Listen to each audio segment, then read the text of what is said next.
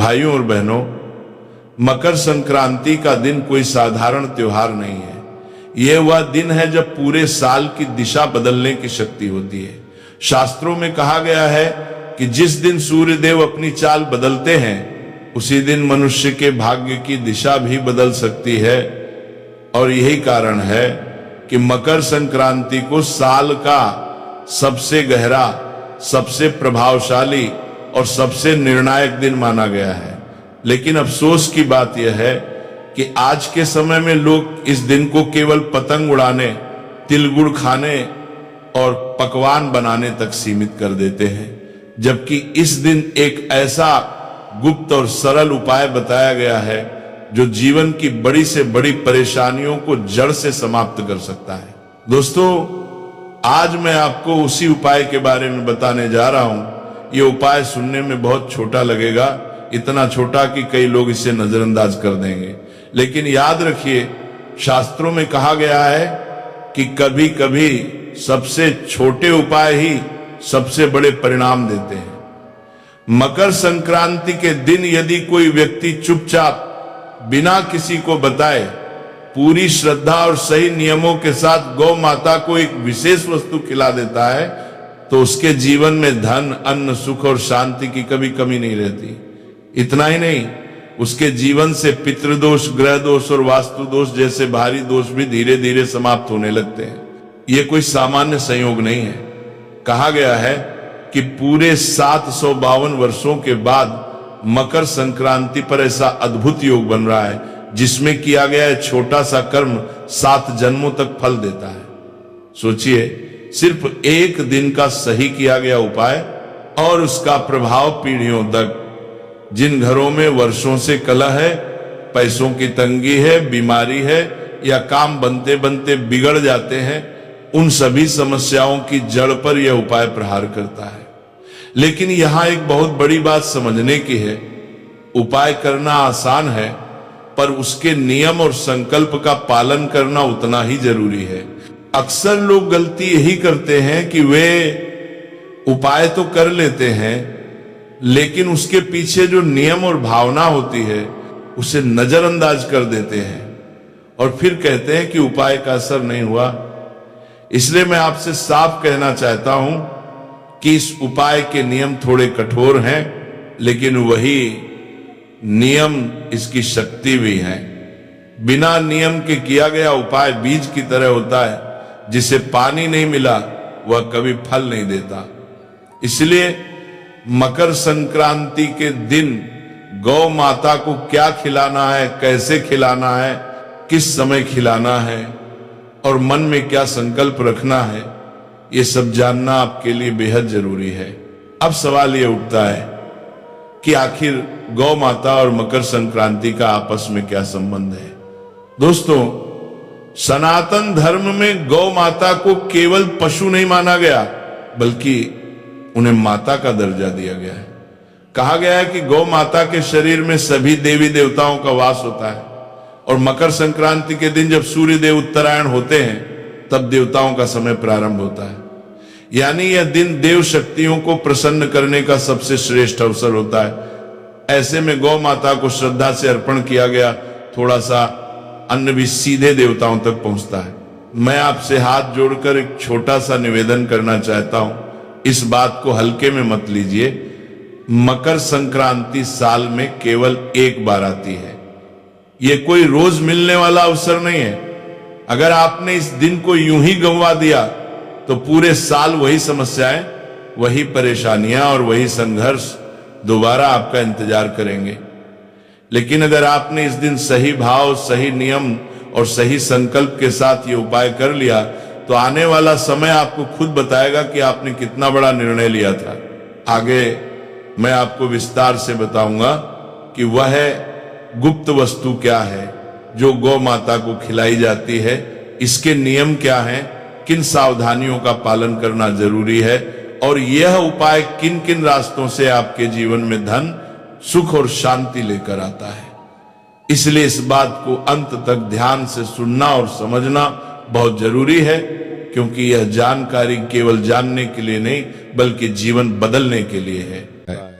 क्योंकि मकर संक्रांति सिर्फ एक साधारण दिन नहीं है।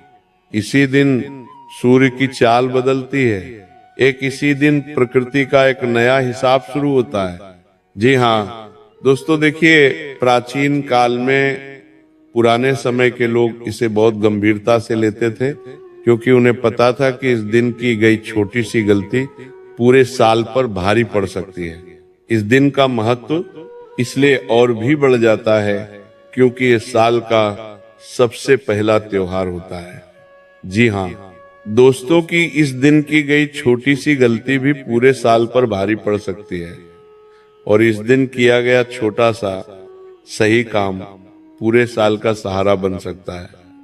मकर संक्रांति का असली मतलब है रुकावट से निकलना, ठहराव को तोड़ना और जीवन में आगे बढ़ना। इसीलिए हमारे बुजुर्ग कहते थे कि इस दिन जो बीज बोया जाता है वही पूरे साल फल देता है, अर्थात जो उपाय किया जाता है वही उपाय पूरे साल हमारी जीवन की व्यवस्था को सुधारना है। दोस्तों, इसीलिए देखिए इस दिन दान का भी बहुत महत्व होता है। पुराने काल से ही लोग मकर संक्रांति के दिन दान करते आ रहे हैं। इस दिन अन्न दान, संयम और व्यवहार पर बहुत ध्यान दिया जाता है, क्योंकि धन केवल पेशे से नहीं बनता है। धन बनता है सोच से, कर्म से और समय की समझ से। जी हाँ दोस्तों, आपने देखा होगा कि बहुत लोग साल भर तक मेहनत करते हैं, खून पसीना बहाते हैं, लेकिन फिर भी पैसा नहीं टिकता है। अन्न होते हुए भी घर में कमी की भावना बनी रहती है, और धन बनता है सोच से, कर्म से। जी हाँ दोस्तों, देखिए बार बार खर्च अचानक आ जाता है, और खर्च आता है, पैसा रुकता नहीं है, और इसके पीछे कारण अक्सर वही अदृश्य रुकावटें होती हैं जिनका समाधान हमारे शास्त्रों और परंपराओं में छुपा हुआ है। देखिए मकर संक्रांति पर तिल और गुड़ इसलिए खाए जाते हैं क्योंकि तिल त्याग का प्रतीक है और गुड़ मिठास का, यानी जीवन में कड़वाहट को छोड़कर मिठास अपनाने का संकेत है। इस दिन दान इसलिए कहा गया है क्योंकि जब सूर्य दिशा बदलता है तब अहंकार छोड़ना सबसे जरूरी होता है। पुराने समय में लोग इस दिन ज्यादा बोलते नहीं थे, झगड़ा नहीं करते थे, और किसी भूखे को देखकर अनदेखा नहीं करते थे। जी हाँ दोस्तों, क्योंकि माना जाता था कि इस दिन की गई उपेक्षा सीधे भाग्य में दर्ज हो जाती है। इस दिन किए गए कर्म सीधे भाग्य की किस्मत की दिशा को बदल देते हैं। जी हाँ दोस्तों, इसलिए कहा गया है कि मकर संक्रांति का पर्व साधारण नहीं माना गया है। अब यहाँ एक बहुत गहरी बात आती है जिसे बहुत कम लोग समझते हैं। मकर संक्रांति पर प्रकृति सुनती है, लेकिन शोर नहीं सुनती, दिखावा नहीं देखती। मकर संक्रांति का पर्व है सिर्फ भावना और मौन को, किए गए कर्मों को ही पहचानना, यानी कि जो गुप्त उपाय और जो गुप्त कार्य अगर हम मौन रहकर करेंगे, सबसे छुपा कर करेंगे, तभी उसका फल हमें प्राप्त होगा। दोस्तों, इसीलिए जो लोग इस दिन कैमरा लगाकर लोगों को दिखाकर दान करते हैं, उन्हें संतोष तो मिलता है लेकिन स्थायी फल नहीं। क्योंकि देखिए आज के समय में लोगों ने दान पुण्य को भी एक ट्रेंडिंग टॉपिक बना दिया है। गौशाला में लोग जा रहे हैं तो वहां पर फोन निकाल कर खड़े हो जाते हैं, गाय माता को चारा खिलाते हैं, किसी अन्न और धन का किसी गरीब को दान कर रहे तो उनके साथ फोटो खिंचवाते हैं, वीडियो बनाने लग जाते हैं, लोगों को दिखावा करते हैं। लेकिन शास्त्रों में बताया गया है कि दो चीजें हमें हमेशा लोगों से छुपा कर करना चाहिए, पहला दान और दूसरा पूजा पाठ और ध्यान। क्योंकि ये दो चीज जितनी छुपी हुई रहेंगी उतना फल आपको मिलेगा। जल्दी ही तो देखिए कि अब धीरे धीरे मैं आपको उस दिशा में ले जा रहा हूं जहां असली रहस्य छुपा है। लेकिन उससे पहले यह समझना जरूरी है कि गाय को हमारे शास्त्रों में इतना ऊंचा स्थान क्यों दिया गया है। जी हाँ दोस्तों, क्योंकि देखिए ये उपाय सिर्फ गौ माता पर ही निर्भर करेगा और उस इंसान पर निर्भर करेगा जो इंसान ये उपाय कर रहा है। तो आज ये उपाय किस तरह से अपनी दिव्य शक्ति तुम्हें दिखाएगा, ये उपाय किस तरह से तुम्हारे जीवन से अंधकार को मिटाएगा, ये उपाय किस तरह से तुम्हारे जीवन में खुशियों की रोशनी लेकर आएगा। हर एक बात समझ लेना, हर एक बात अच्छे से सुन लेना, क्योंकि अगर तुमने अनसुना किया या तुम कोई बात भूल गए तो ये उपाय अपना नकारात्मक असर भी दिखा सकता है। यानी कि तुम तो सोचोगे कि यार मैंने तो जीवन में अपना अच्छा, अपना भला करने के लिए उपाय किया था, लेकिन मेरे साथ बुरा क्यों हो गया। इसके पीछे का कारण यही होगा कि तुमने एक एक बात को अच्छे से नहीं समझा होगा या एक एक बात को अच्छे से नहीं सुना होगा। देखिए दोस्तों, मैं आपको बताता हूं कि गाय को हमारे शास्त्र में इतना ऊंचा स्थान क्यों दिया गया है कि गाय तो सिर्फ एक प्राणी है, गाय तो सिर्फ एक पशु है तो नहीं। देखिए, गौ माता तुम्हारे पूरे जीवन से संबंध रखती है। गौ माता के अंदर ही तुम्हारे जीवन के ना जाने कितने रहस्य छुपे हुए हैं। जब किसी व्यक्ति की मृत्यु हो जाती है तो हम क्यों उसके नाम का गौ माता को चारा डालते हैं। क्या तुमने कभी सोचा है, जब जीवन में दुख आता है, तकलीफ आती है और बीमारी आती है, तो हम क्यों गौ माता को याद करके गौ माता को भोजन खिलाते हैं। देखिए, गौ माता कोई साधारण पशु नहीं है। जी हाँ दोस्तों, गाय को माता इसलिए नहीं कहा गया कि वो सिर्फ दूध देती है, बल्कि इसलिए कि वो बिना मांगे देती है, बिना शिकायत के सहती है और बदले में कुछ नहीं चाहती। तो यही प्रकृति का स्वभाव है। देखिए, जिस घर में गाय का सम्मान होता है वहां केवल धन नहीं बल्कि स्थिरता आती है, और स्थिरता के बीच दोस्तों धन टिकता है। जी हाँ, लेकिन ध्यान रखिए, यहां मैं किसी को दिखाने वाला उपाय नहीं बता रहा, ना ही कोई ऐसा काम जो बाजार में बिकता हो, क्योंकि मैं गारंटी के साथ कहता हूं कि पूरे YouTube पर आपको आज से पहले इस उपाय के बारे में किसी ने नहीं बताया होगा ना, किसी कथावाचक ने बताया होगा, ना किसी गुरुजन ने बताया होगा, ना किसी विशेष पंडित या ज्ञानी ने बताया होगा, क्योंकि ये उपाय इतना गुप्त है कि इस उपाय का उल्लेख किसी भी शास्त्र में नहीं मिलता है। जी हाँ दोस्तों, ये उपाय सिर्फ किया जाता है सच्चे मन से, सच्चे दिल से, पवित्र कर्म से।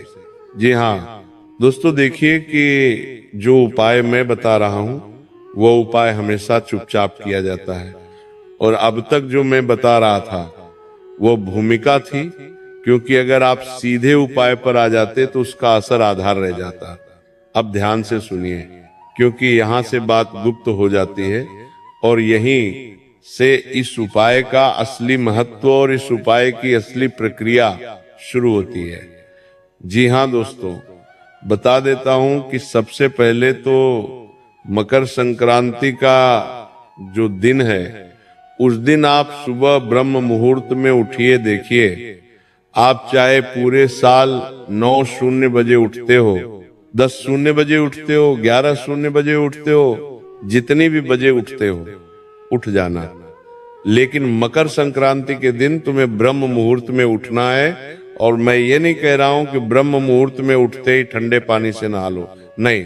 ध्यान से सुनिए जो बात मैं आपको बता रहा हूं कि मकर संक्रांति के दिन सुबह ब्रह्म मुहूर्त में उठकर स्नान कीजिए। स्नान करने के बाद आपको सबसे पहले इस चीज का ध्यान रखना है कि जितना ज्यादा हो सके मौन रहने की कोशिश करें। किसी से ज्यादा बातचीत ना करें, किसी से ज्यादा आप अपने भावना रखें। सिर्फ अपने मन में आप भगवान का स्मरण करें और भगवान का नाम लेते रहें या नाम जप करते रहें। देखिए, उठने के बाद मोबाइल भी नहीं देखना है और मन को शांत रखकर ये भावना रखें कि आज मैं कुछ ठीक करने जा रहा हूं, मांगने नहीं। क्योंकि इस उपाय का मूल उद्देश्य यही है कि ये तुम्हारे जीवन को एक नई दिशा की ओर लेकर जाएगा। जो चीजें तुम्हारे जीवन में बिगड़ी हुई है उन चीजों को ये उपाय सुधारेगा। जी हाँ दोस्तों, देखिए, मन में आपको यही भावना रखनी है कि आज मैं कुछ ठीक करने जा रहा हूं, मांगने नहीं जा रहा हूं। इसके बाद गाय के लिए जो चीज बनाई जाती है वो देखने में बहुत साधारण होती है, इसीलिए लोग इसे हल्के में ले लेते हैं, लेकिन यही इसकी ताकत है। देखिए, जो चीज मैं बता रहा हूं वो चीज बहुत साधारण है, और उस चीज के बारे में आपको आज से पहले किसी ने नहीं बताया होगा। इसके साथ ही इस चीज का भी ध्यान रखिएगा कि इस उपाय में ना कोई मंत्र बोलना है, ना कोई नाम लेना है, बस समझ के साथ करना है। और गाय को जो खिलाया जाता है वह है थोड़े से सफेद तिल। ये भी बताऊंगा कि मकर संक्रांति और तेल का क्या महत्व है, लेकिन उससे पहले आप सुन लीजिए कि गाय को खिलाने वाली वो गुप्त चीज क्या है। कान खोल लीजिए, और अगर आप किसी कागज पर लिखना चाहते हैं तो लिख भी लीजिए, ताकि अच्छा रहेगा कि आप भूले नहीं। ध्यान से सुनिए। आपको थोड़े से सफेद तिल लेने हैं, थोड़े से काले तिल लेने हैं, थोड़ा सा गुड़ का चूर्ण लेना है, और ध्यान रखें टुकड़ा नहीं, आपको चूर्ण लेना है। यानी कि अगर आपके घर में गुड़ है तो उस गुड़ को आप पीस लें। अब उसमें कुछ कच्चे चावल के दाने, और सबसे अंत में उंगली से छुआ हुआ एक नमक बूंद देसी घी आपको उसमें मिलाना है, यानी से कि उसके अंदर थोड़ा सा काला नमक मिलाना है, थोड़ा सा सेंधा नमक मिलाना है, और गाय का शुद्ध पवित्र एक चुटकी घी उसके अंदर मिलाना है। अब यहाँ एक बहुत गुप्त है कि सेंधा नमक जो मिलाया जाता है तो वो नमक साधारण नहीं होता है, और ये भी ध्यान रखिएगा कि आप गलती से कहीं साधारण नमक मत मिला देना, उसमें थोड़ा सा सेंधा नमक मिलाना और थोड़ा सा काला नमक मिलाना। देखिए, ये सब किसी थाली में सजा कर नहीं, बल्कि सीधे हाथ में लेकर गाय को खिलाना है। अगर आप अपनी हथेली में रखकर गाय को खिलाओगे और गाय ने अपनी जीभ से तुम्हारी हथेली को स्पर्श कर लिया, आपकी बात करने तुम्हारी बनानी नहीं, तलवार में हथेली करना, तो समझ जाना कि साक्षात माता ने तुम्हारे सारे कष्टों को अपने अंदर समाहित कर लिया है। क्योंकि देखिए, आपको मैं बता देता हूं कि ये सब चीजें अगर आप थाली में रखकर गौ माता को अर्पित करेंगे तो उतना जल्दी असर नहीं होगा। सीधे हाथ में लेकर गाय को खिलाना है। उसके बाद ध्यान रहे, ये उपाय आप कर ले तो किसी को बताना नहीं है, ना किसी को दिखाना है, और सबसे जरूरी बात, खिलाते समय कोई इच्छा नहीं बोलनी है।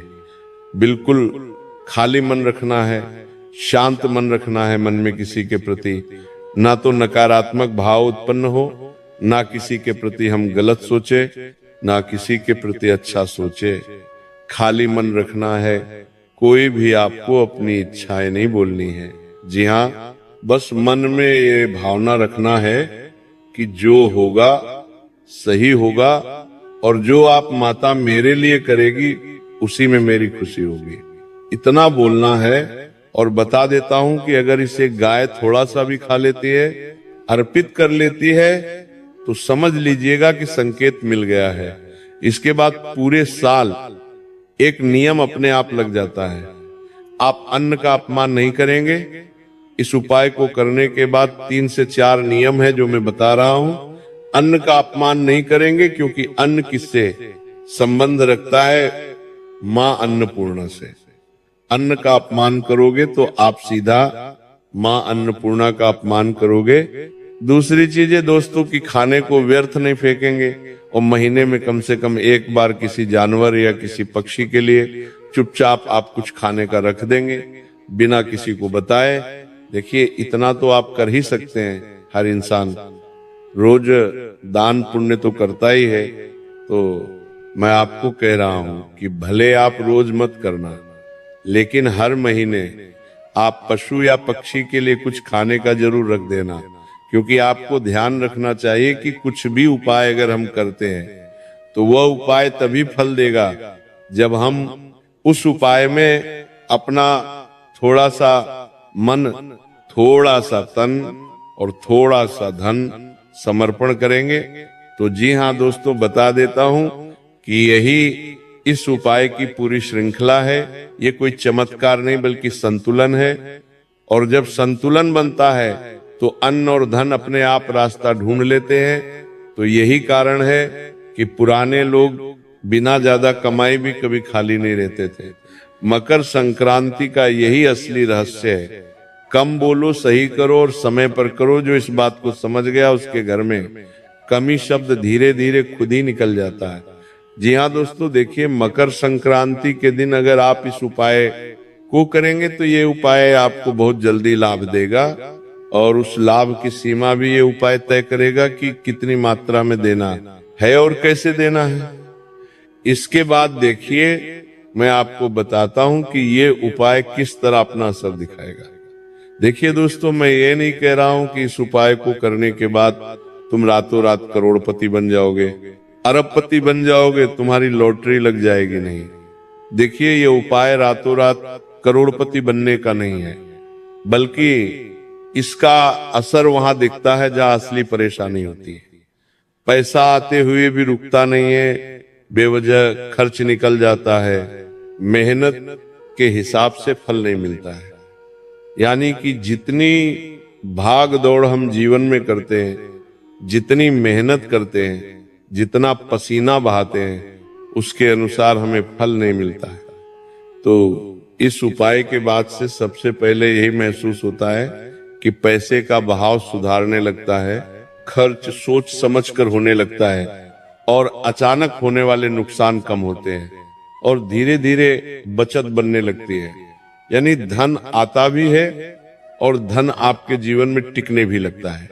साथ ही दोस्तों देखिए कि अगर मैं बात करूं कि इस उपाय से आपके घर परिवार में क्या असर होगा, तो देखिए घर और परिवार के मामले में इसका बहुत गहरा असर होता है। क्योंकि धन की कमी पहले मन में अशांति आती लाती है और इस उपाय के बाद घर का माहौल धीरे धीरे शांत होने लगता है। बेवजह के झगड़े कम होते हैं, घर में बैठने का मन करने लगता है और एक दूसरे की बात सुनने की क्षमता बढ़ती है। कई लोगों को यह भी अनुभव होता है कि घर में अन्न की बरकत बढ़ जाती है और थोड़े काम में चलन होता है और भोजन की कद्र अपने आप होने लगती है। यानी कि देखिए अक्सर कई घरों में ऐसा होता है कि परिवार एक साथ बैठकर भोजन खाने में असमर्थ रहता है। कभी घर का कोई व्यक्ति किसी काम में अटका हुआ है, कभी कोई व्यक्ति बाहर गया हुआ है। इस वजह से देखिए घर का जो माहौल होता है वो बिगड़ने लगता है। और शास्त्रों में बताया गया है कि हमें दिन में एक समय कम से कम पूरे परिवार को साथ बैठकर भोजन करना चाहिए। देखिए विवाह और रिश्तों की बात करें तो ये उपाय सीधे शादी कराने वाला नहीं है। आप सोच रहे होंगे कि इस उपाय को करने के बाद तो मेरे शादी विवाह के योग बन जाएंगे, मेरे तुरंत विवाह हो जाएगा।